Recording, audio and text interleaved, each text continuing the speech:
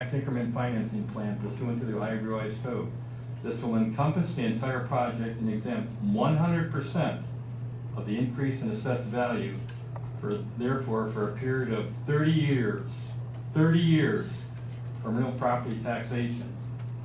And I'd like by a show of hands, whoever's here tonight, who lives in Sycamore Township, who lives in this Deerpark Community School District, and who's registered to vote. I'd like a show of hands.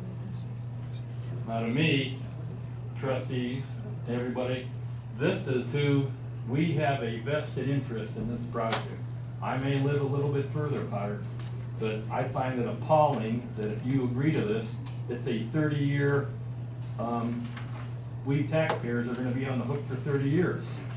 And as many of you are aware, I can proudly boast in my 30 years here, I've been to more public meetings here in this building than everybody combined, and I'm proud of that.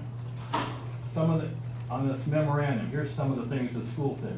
They will dismiss any current challenge to the assessed value of real estate property comprising the project. They will forego challenging any of these properties until the termination of the TIF. The school district will publicly support our project, both in the press and during any commission meetings. They will execute any necessary documents for the issue of TIF bonds by the township. The school district will pass a resolution in support of the TIF. And also, the school superintendent, I don't know if anybody's aware of this, he lives in Harrison, Ohio. Notice he never said how far he lives from this project. He doesn't even live in our district. We pay him, but he doesn't even live in our district. I'm pretty sure he's the furthest person commenting from this particular project. And I believe by show of hands, the representatives of Capital, I don't think any of them live in our township. I don't think any of them vote in our township. I'm 100%, none of them vote in the Deer Park School District.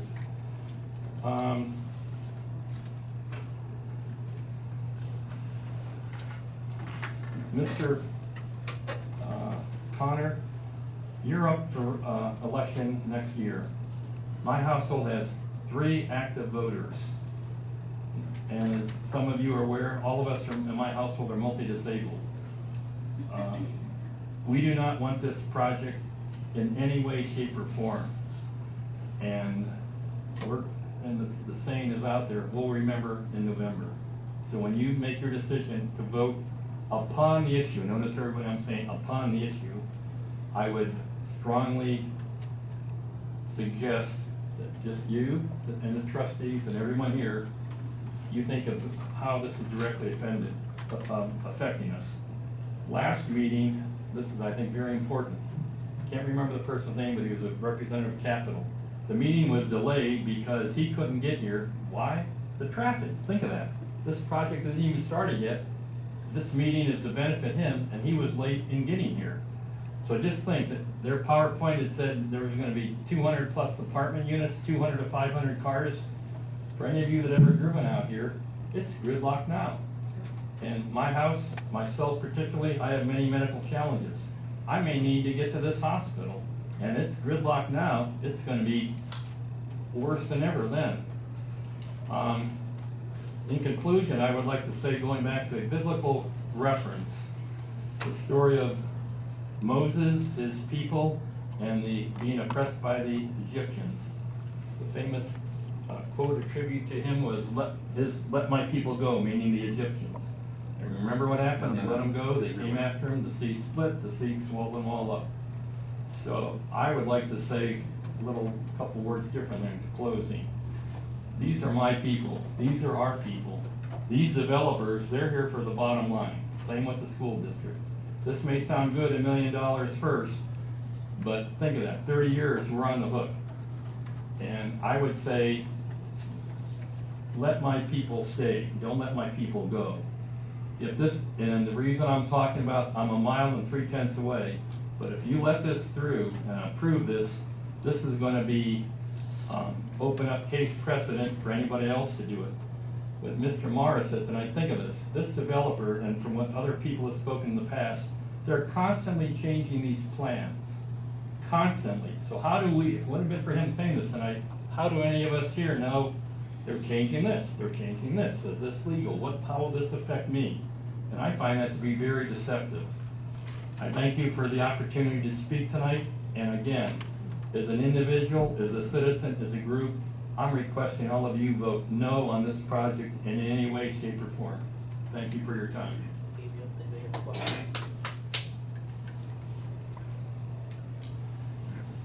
Questions from the board? I don't have any at this time. Go ahead. Mr. Baston's had a couple of questions. First of all, I would like to note my continuing objection to multiple questioners on behalf of the developer. I'd like to note that Mr. Barrett's clients were given unlimited right to cross-examine for the audience. I think what's good for the goose is good for the gander. Thank you. Mr. Janet, you mentioned that you live 1.1 miles away, is that correct? 1.3. Sorry, 1.3. You made reference to Kathy Miles, is she related to you? Can you speak up, sir? You said Kathy Miles, who, She is not related to me. The Okay. only way I knew of her, she spoke at the meeting when she was sitting here in the audience, and I was a couple of rows behind her.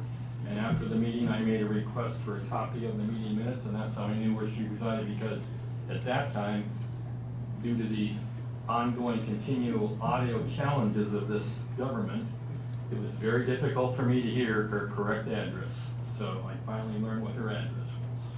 have you seen a copy of her lease? I have not. So you don't know how much money she's paying rent? Just what she verbalized on the public record. I can tell you that she's paying $700 a month in rent. Well, she indicated it would be going up to $1,200.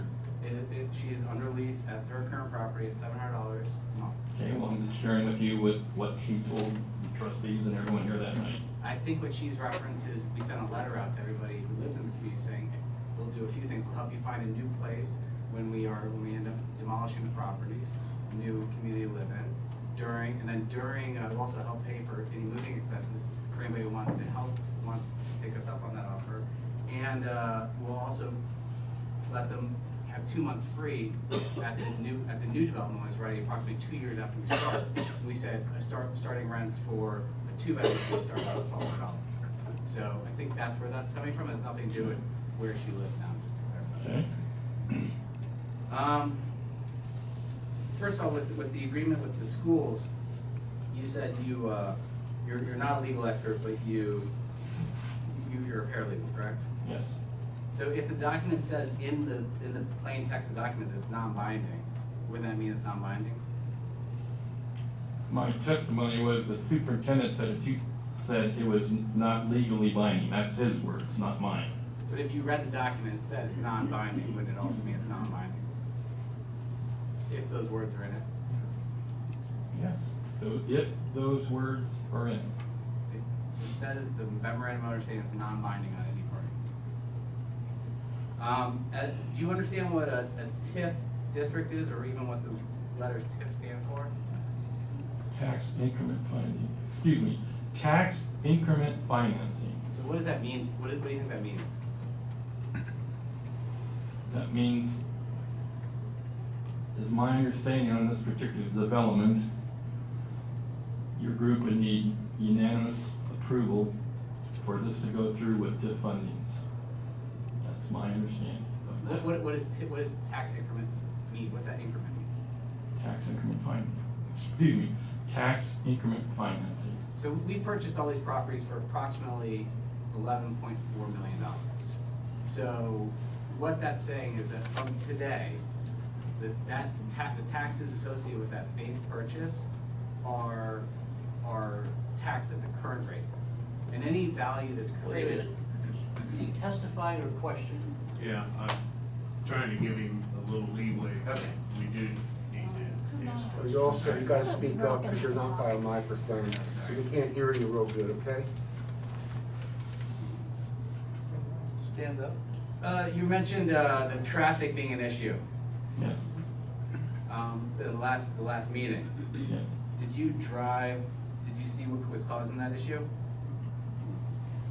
No, but it was solid, 2 lanes on the other side when we were waiting for this meeting to start, excuse me, when we were waiting for this meeting to start. To me, that's problematic. Going southbound on Galbraith? No, right I'm here, sorry, on Kenwood. Kenwood? Yeah, the right in front of this building. Towards, Far as you can see, because I had my ride bring me here and drop me off. And it's normally a 5-minute drive. I think it took us 15 to 20 minutes just to turn in right from this light over here. yeah, there, so on the other side of the road, at Kenwood and Montgomery, there was a broken down car that had delayed everything coming back, so that's why Greg was late. We were Again, That's every day, sir. let's stick to questions rather than statements. For plan changes, the plan changes that you're referring to, have the plans changed since we've submitted them to the township, for this PUD2? Based on what Mr. Morris said, I would believe there was an alteration to the plans that were in effect at the last public hearing. That's my belief. There's some alteration that your firm or representatives have submitted for consideration by another public body. Okay, I heard, Again, question please. did Mr. Mara say that he would like us, that he thought we were putting the cart before the horse by planning for our development without the approval of the right-of-way variance? I believe he said that as he was passing out the document. He said words to that effect. Okay, so in that mind, would you agree that maybe the plan hadn't changed, and that agreement was just part of the original plan? In my belief, it's changed in some fashion from the last public hearing on this. Previous changes, do you think those changes came just because out of the whim, or do you think they were maybe due to conversations with neighbors?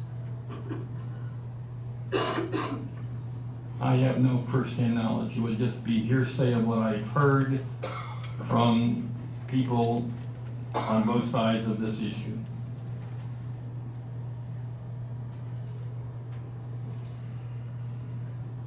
Let me ask a couple of questions to clarify. Mr. Janis, you did use the phrase constantly changing the plans, correct? Yes. I don't know about the first word, but I said change the plans. The representative, you said constantly changing the plans. Okay? How many changes of plans are you aware of? I'd say 2+ at least. Do you consider that constant? Any change to me is constant. Do you think it's That's appropriate? repetitious. It's repeating.